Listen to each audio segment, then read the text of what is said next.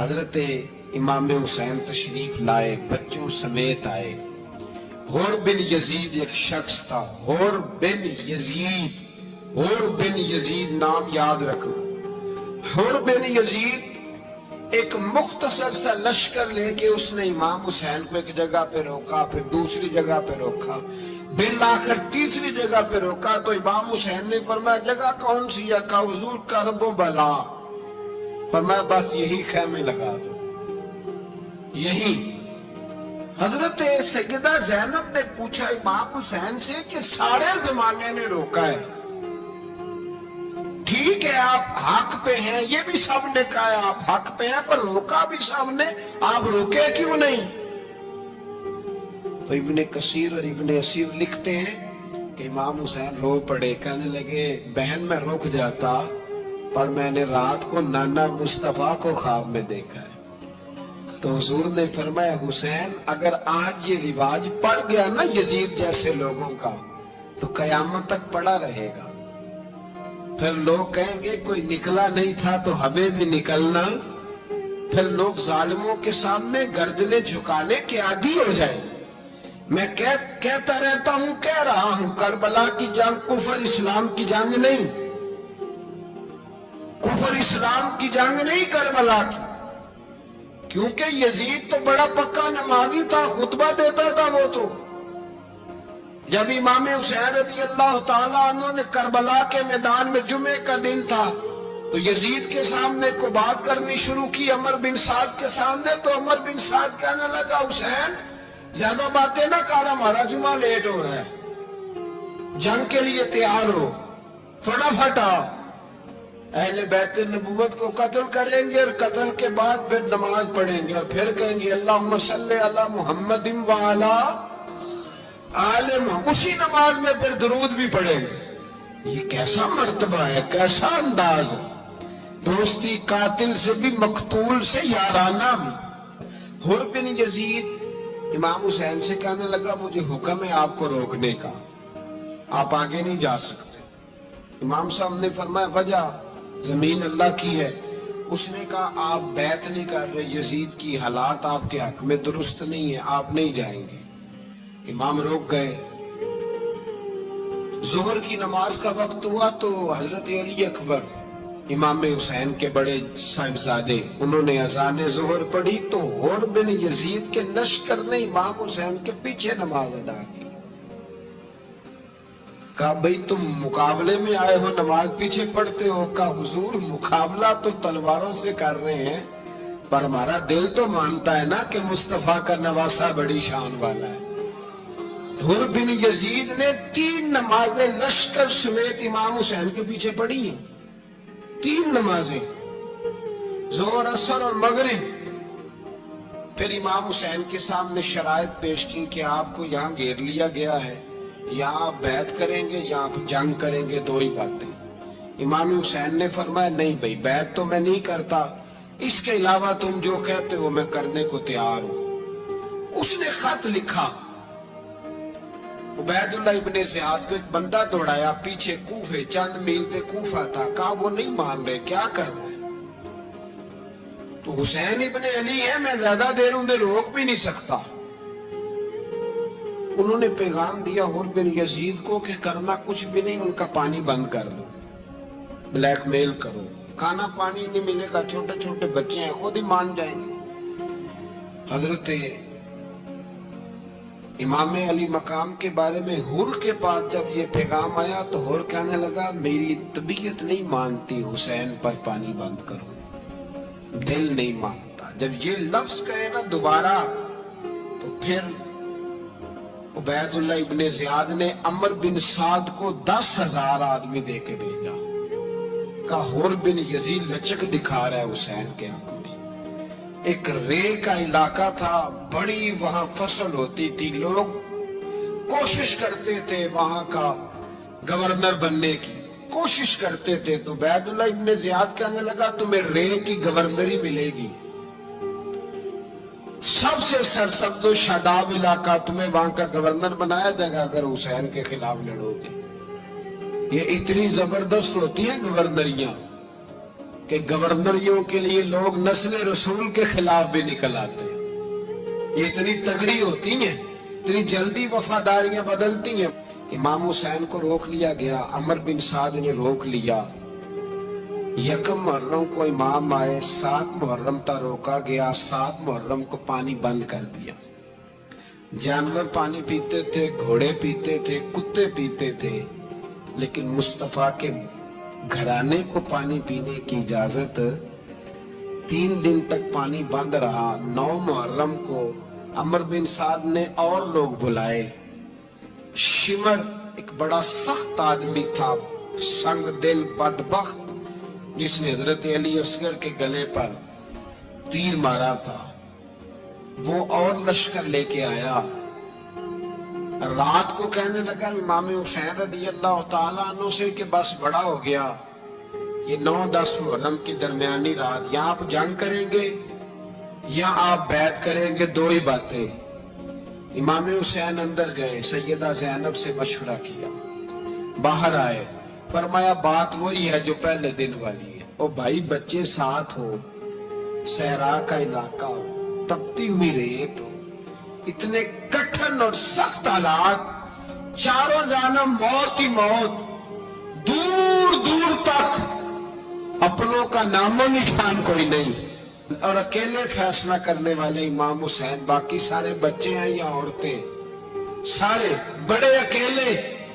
امام حسین رضی اللہ تعالیٰ عنہ نے فرمایا بھئی بیعت تو میں نہیں کرتا، باقی جو تمہارا پروگرام ہے. شمر اور ابن سعد کہنے لگے پھر جنگ کے لیے تیار ہو جائیں. کیا انداز ہے امام حسین کا.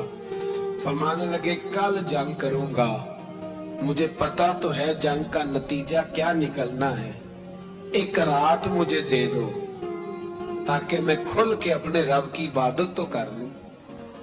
حسین نے جانا ہے، مجھے پتا ہے کل رزلٹ 72 اور 22,000 کا کیا 1 رات مجھے دو، میں مالک سے راز نیاز تو کروں.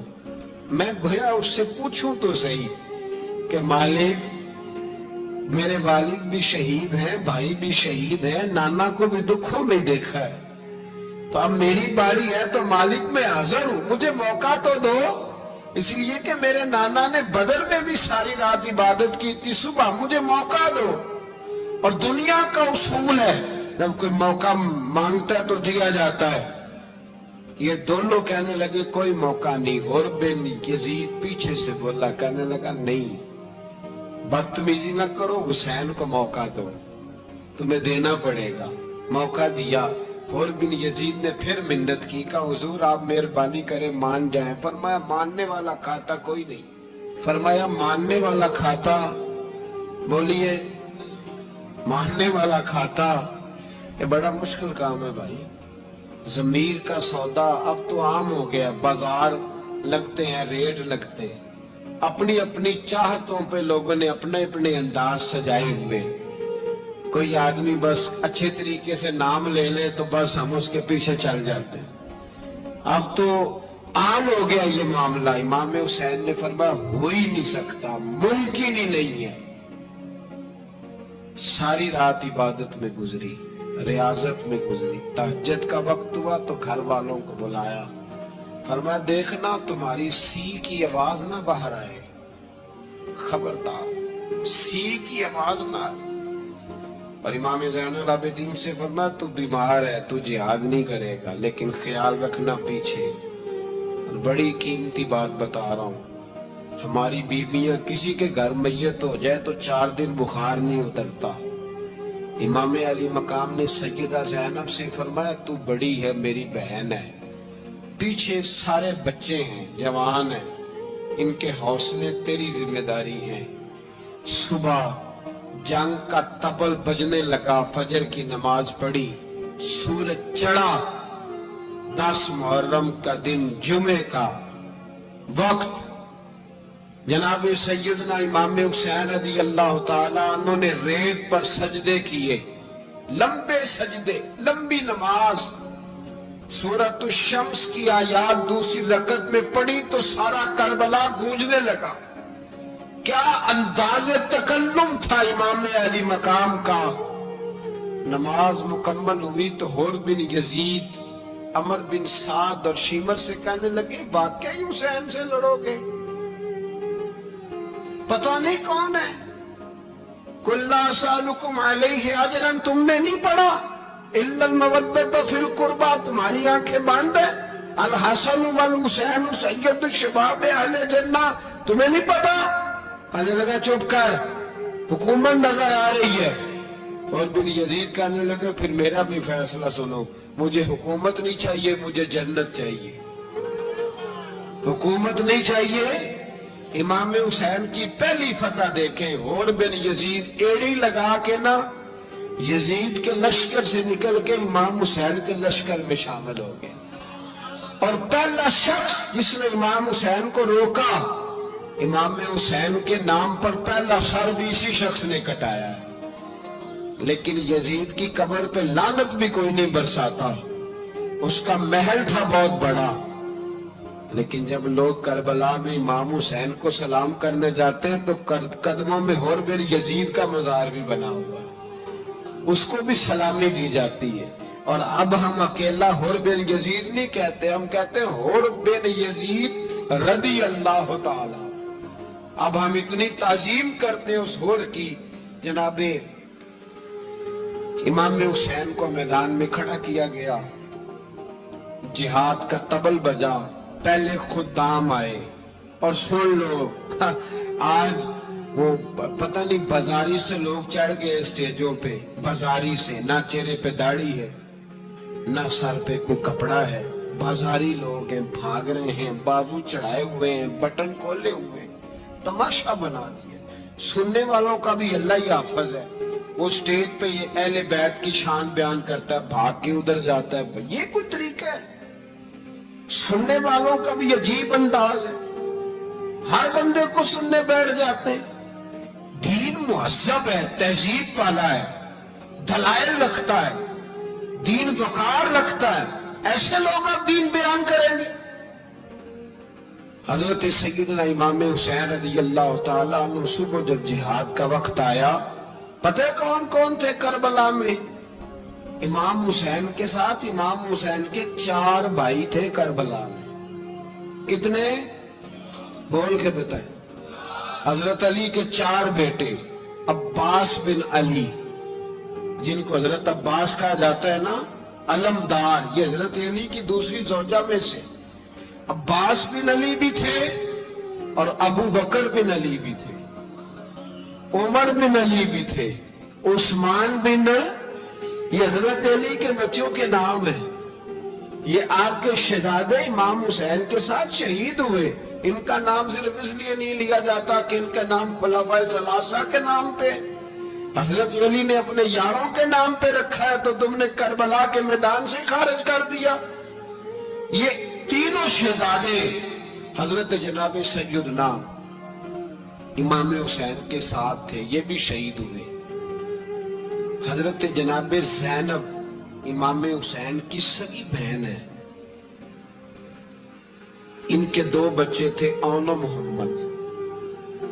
جب امام حسین میدان میں جانے لگے تو جناب زینب بچوں سے کہنے لگی نہ، پہلے بھائی نہیں جائے گا، پہلے بھانجے جائیں گے. 2 بچے شہید ہوئے. حضرت قاسم بن حسن امام حسن کے بیٹے تھے. وہ جب میدان میں جانے لگے تو امام حسین نے کہا نہیں بھائی تو نہیں جائے گا، تو میرے بھائی کی نشانی ہے، میں جاؤں گا. تو حضرت قاسم بن حسن نے ایک تعویذ کھول کے دیا کہ ابا جی میرے والد نے کہا تھا جب بڑی مشکل آ جائے تو تعویذ کھول کے دیکھنا. تو آج بڑی مشکل آئی ہے تو میں نے تعویذ کھولا ہے، تو یہ دیکھیں کیا لکھا ہے. یہ تو رکا ہے، تعویذ ہے ہی نہیں. جب کھول کے دیکھا تو اس پہ لکھا تھا قاسم اگر حسین پہ کوئی کڑا وقت آ جائے تو بیٹا کے آگے آگے رہنا، اگر کڑا وقت میرے بھائی پہ کبھی آ جائے نا دیکھنا اس کے آگے آگے چلنا، اسے حسن کی کمی نہ محسوس ہو. پانیاں جیا ساک نہیں کوئی جے بیچ خار نہ ہوئے. سیدنا امام حسین پہلی دفعہ کربلا میں اس وقت روئے جب یہ رکا. آپ نے دیکھا تو فرمایا ٹھیک ہے اگر حسن کی یہ وصیت ہے تو میں نے زندگی میں اگر ان کی ہر بات مانی ہے، اب بھی مانوں گا، تمہیں اجازت ہے۔ جناب قاسم بن حسن 16 سال کا جوان جب میدان میں نکلے تو ہائے ہائے پتہ نہیں کہاں سے آ گئی ہے۔ امام قاسم بن حسن جب میدان میں نکلے تو تبری سے لے کر علامہ ابو الاسناد صاحب سب کو پڑھ کے تو دیکھو، 3 دن کی پیاس ہے، شدید آزمائش ہے، دکھ ہے، تکلیفیں ہیں، پھر بھی پہلی دفعہ جب میدان میں گئے ہیں واپس آئے ہیں 19 لوگوں کو قتل کر کے واپس آئے، 19 لوگوں کو ایک بار میں حضرت ایسے ہی تماشا بنا دیا۔ مظلوم تھے وہ تو رو رہے تھے، ہر مقرر یہ کہہ رہا ہے کہ وہ تو بار بار کہہ رہا ابا پانی مل جائے، پانی آ جائے، ترس گئے۔ خدا کا خوف کرو، یہ دلیر لوگ تھے، ان کی باتیں آج بھی پڑھ کے دلیری پیدا ہوتی ہے، دلیری پیدا ہوتی ہے، دلیری۔ سناؤ قصہ خیبر کو، تمامی اپنے بچوں کو، علی کی داستان سن کے دلوں سے ڈر نکلتا ہے، علی کی داستان سن کے دلوں سے یہ جو بچے ڈر رہے ہیں نا، وہ چمگادڑ آ گئی، کاکروچ آ گیا، یہ خوف نکل جائے گا اگر حضرت قاسم بن حسن کی بات سنے۔ درجنوں لوگ آپ نے قتل کیے۔ ایک دفعہ آئے، کہا چاچا یزید کا لشکر تو بڑا ہی بزدل ہے، اگر چند قطرے پانی میرے حلق سے گزرے تو میں سارے کاٹ کے لے آؤں گا آپ کے پاس، چند قطرے۔ لیکن تھوڑی دیر گزری، عمر بن سعد کہنے لگا اکیلے اکیلے جاؤ گے تو علی کا پوتا ہے، یہ سب کو مار دے گا، اکٹھے جاؤ۔ چاروں جانب سے تیر برسے، ایک تیر لگا آ کے گردن کے پیچھے، بس جناب سیدنا قاسم بن حسن گھوڑے سے نیچے گرے تو جناب زینب حوصلہ کر کے آنسو سمیٹ کے کہنے لگی میں دیکھ رہی ہوں پردے کے پیچھے سے حسین میرے بھائی کا بیٹا گر گیا ہے، جا اسے اٹھا کے لا۔ حضرت امام حسین ان کو اٹھا کے لائے تو امام حسین نے سینے سے لگایا ہوا تھا تو ان کے پیر، ان کا قد لگتا تھا امام حسین سے زیادہ ہے، اٹھا کے لایا، لٹا دیا گیا۔ امام حسین کے اپنے بڑے بیٹے میدان میں نکلنے کو علی اکبر نام ہے۔ جب جن لوگوں نے حضور کو نہیں دیکھا تھا وہ جب کہتے نا ہم نے نبی پاک کا دیدار نہیں کیا تو بتاؤ کس طرح کے تھے، تو بتایا جاتا تھا کہ جناب علی اکبر کا دیدار کرو، ہم شبیہ مصطفیٰ۔ اور جب وہ گلیوں میں نکلتے تھے تو عورتیں چھتوں پہ چڑھ جاتی تھی۔ جناب علی اکبر رضی اللہ تعالیٰ عنہ تلوار لے کے میدان میں نکلے، جوان بیٹے دینے بڑے مشکل۔ او یارو رٹا کیا ہے یہ تو بتاؤ، کہ ظالم آدمی حکمران ہے، یار یہ رٹا ہے، ایک ظالم کا رستہ روکنا ہے، اس رٹے کے لیے ہم شبیہ مصطفیٰ۔ جناب سیدنا امام علی اکبر میدان میں نکلے، بڑے لوگ مارے، بڑے، پھر ایک تیر ان کے بھی گلے میں لگا، اور جب وہ گرے نا زمین پہ تو حضرت امام حسین دوڑ کے آئے، دوڑ کے، اور جب تشریف لائے تو ان کے گلے سے تیر کھینچا۔ ایک جملہ لکھا ہے صاحب تبری نے، اس نے حد کر دی، کہنے لگے تیر کھینچا تو امام حسین کی آنکھوں میں آنسو آئے، کہنے لگے کاش جناب ابراہیم آج میرے سامنے ہوتے تو میں انہیں کہتا کہ آپ نے تو بیٹا ذبح کرتے وقت آنکھوں پہ پٹی باندھی تھی، دیکھو میں کھلی آنکھوں سے بچے ذبح کر رہا ہوں، کھلی آنکھوں۔ کاش جناب ابراہیم خلیل ہوتے تو انہیں کہتا۔ جناب علی اکبر بھی شہید ہوئے۔ حضرت علی اصغر کو تو اچانک اٹھایا تھا امام حسین، باہر نکلے تو گردن پہ تیر لگا تو 6 مہینے کا بچہ وہ بھی شہید ہوا، خون اچھالا آسمان کی طرف تو کہا مولا دیکھ لے میں نے 6 مہینے والا بھی نہیں بچایا، وہ بھی دے دیا ہے۔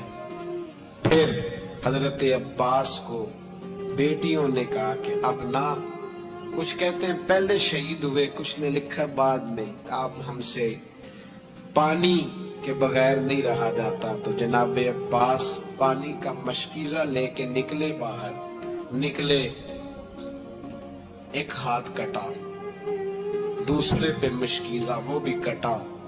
دیکھ لو میں پس منظر پہ ہوں ابھی تک، میں بتا رہا ہوں کہ جہاد کس کے خلاف تھا؟ ظالم حکمران کے خلاف، ظالم کافر کے خلاف نہیں، مشرک کے خلاف نہیں۔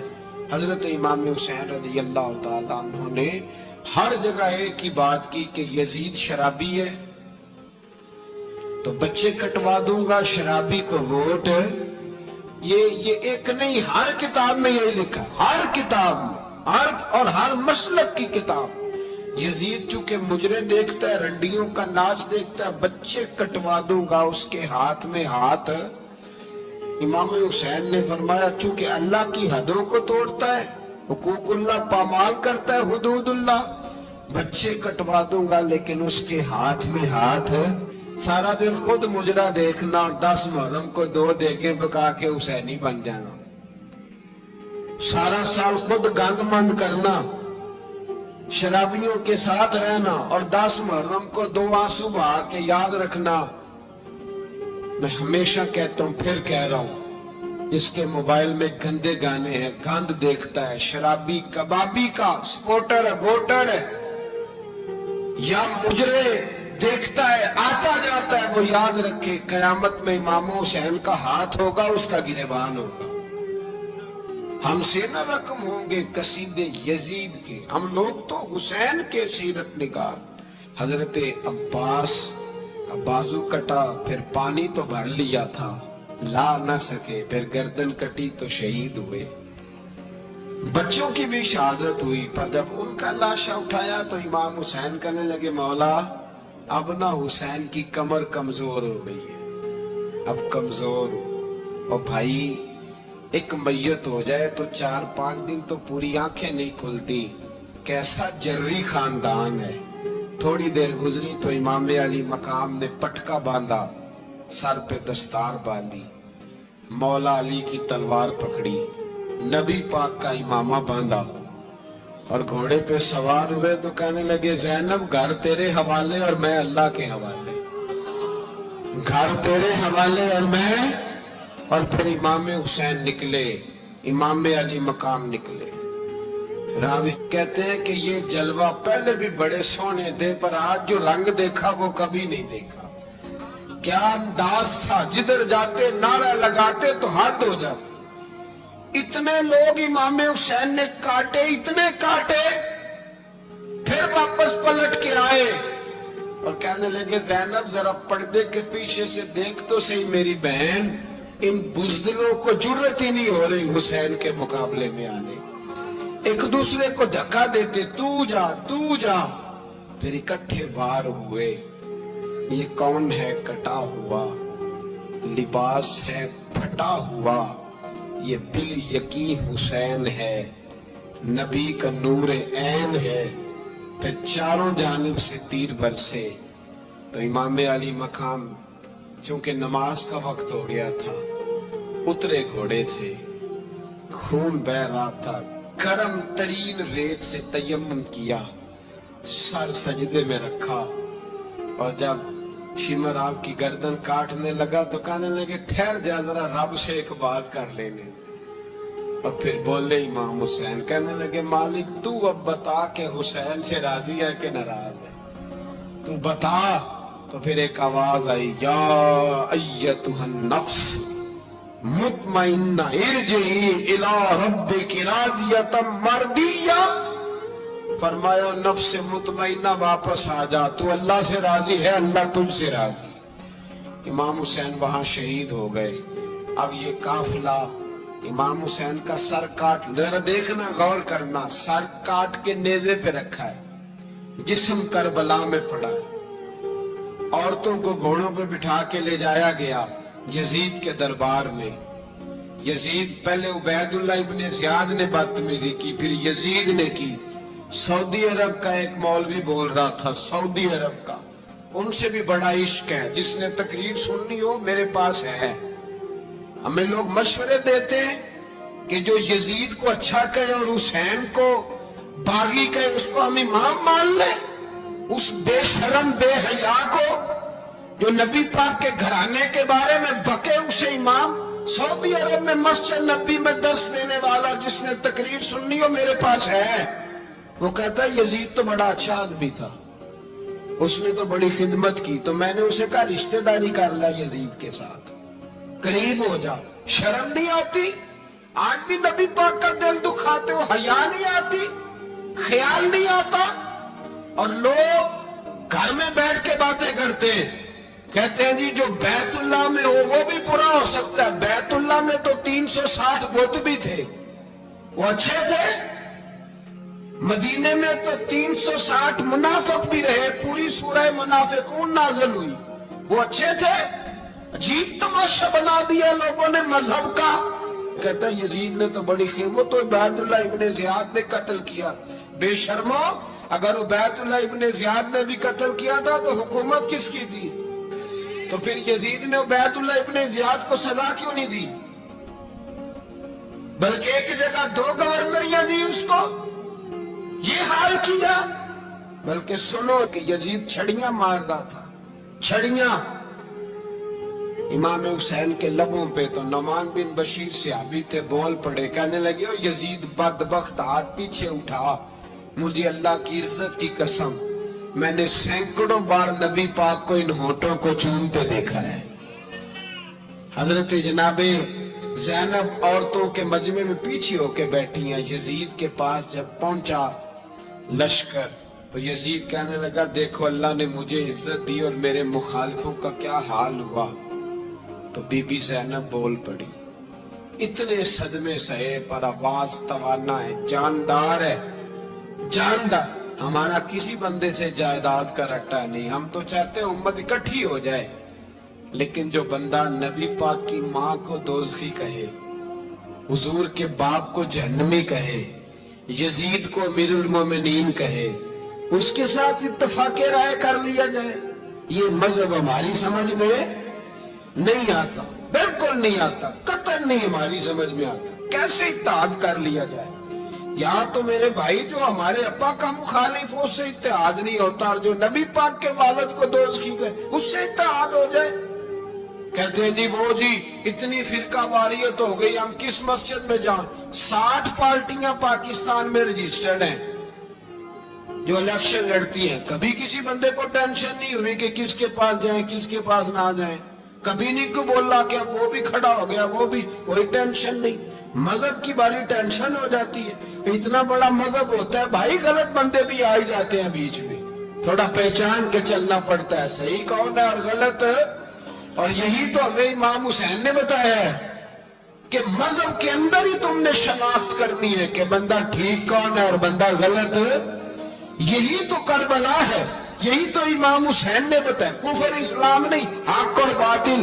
تو سمجھیے گا حضرت سیدہ زینب نے جب سنا نا کہ یہ کہہ رہا ہے کہ مجھے اللہ نے عزت دی، تو جناب زینب بولی، نعمان بن بشیر کہتے ہیں بی بی بولی، اتنے صدمے ہیں پر جناب زینب بولی اللہ اکبر، اس انداز میں بولی کہ پہلے قرآن مجید کی آیت پڑھی، کہنے لگی وَتُعِزُّ مَن تَشَاءُ وَتُذِلُّ مَن تَشَاءُ بِيَدِكَ الْخَيْرُ إِنَّكَ عَلَىٰ كُلِّ شَيْءٍ قَدِيرٌ۔ اور پھر کہنے لگی یزید تو بکتا ہے، کہتا ہے کہ تو عزت والا ہو گیا، یہ تیری حکومت ہے، 4 دن گزرنے دے، تجھ پہ کوئی لعنت بھی نہیں برسائے گا، اور میرے بھائی کا قیامت تک منبروں میں اور خطبوں میں ذکر ہوا کرے گا، وقت گزرنے دے۔ جب جناب بی بی زینب بول رہی تھی تو حضور کے ایک نابینا صحابی پاس بیٹھے تھے، جناب نعمان بن بشیر کا ہاتھ ہلایا، ہلا کے کہنے لگے کیا علی آ گئے؟ تو علی کی آواز لگتی ہے، جبریل امی بول رہے ہوں جیسے، حکمت کے گوہر رول رہے ہوں جیسے، دربار دمشق میں بی بی زینب کا خطاب، منبر پہ علی بول رہے ہوں جیسے۔ میرے بھائی بس کربلا والا قافلہ تو مدینے پہنچ گیا، 3 سال یزید نے حکومت کی، شرابیں عام ہو گئی، مکے پہ حملہ ہوا، خانہ کعبہ کا غلاف جلا، मदीने पे उसने हमला किया। 3 दिन मस्जिद नबवी में उसने घोड़े बांधे, मस्जिद नबवी में सहाबा को निकाल के अपना उसने इमाम मुकर्रर किया, लेकिन फिर उम्मत ने उसे कबूल न किया। फिर वो रुसवा हुआ और आज तक वो रुसवा है। लेकिन इमाम हुसैन का नाम कल भी जिंदा था और आज भी। दर्स ये है, दर्स ये है, पैगाम ये है, पैगाम ये है। याद रखो, मौत तेजी से आ रही है। हमारे साथ वाले, दाएं बाएं वाले सब चले गए। इसी तरह नंबर लगेगा, एक दिन ऐलान होगा। ज़मीर के कैदी बन के जिंदगी ना गुजारो, बिल्कुल ना गुजारो। ये थोड़ी सी जिंदगी है दुनिया, सिजनुल मोमिन। हक बात करो, हक पे डटना सीखो, दीन समझो। खबरदार, रसूल पाक सल्लल्लाहु अलैहि वसल्लम के दीन में जालिम, जाबिर, फासिक, फाजिर की कोई गुंजाइश कतई नहीं है। अपने आप को समेटो, अपने आप को संभालो, दीन में अपना किरदार अदा करने की कोशिश करो। दीन तलब करता है हमसे कि हमने दीन को क्या दिया है। इमाम हुसैन ने सारा घराना दीन के लिए दे दिया।